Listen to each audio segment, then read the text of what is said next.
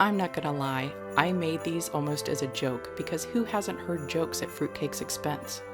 Well, the joke was on me because these were one of the most delicious cookies we've ever had. If you like oatmeal raisin cookies, they're not too far from that. Just trust me. So grab a cup of hot cocoa. It's time to make some magic in Mrs. Kringle's kitchen.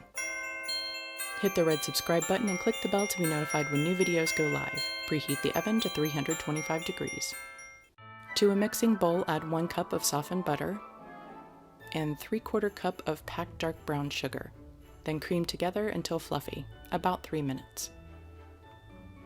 Scrape down the bowl if necessary and add half a teaspoon of vanilla extract and 1 large egg and stir to combine.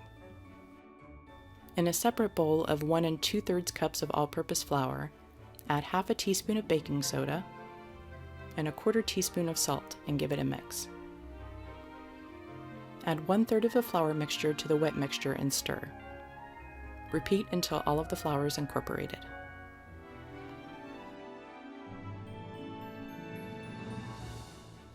Scrape down the sides of the bowl and stir the bottom. Add 1 cup of chopped pitted dates, 10 ounces of candied fruit mix that you see in the grocery store and wrinkle your nose at, 1 cup of rough chopped walnuts, and 1/4 cup of chopped pecans, and stir until all of the ingredients are well combined. On a lined cookie sheet, scoop the dough about 2 inches apart. The cookies will bake as they're placed, so roll and flatten if that's your preference.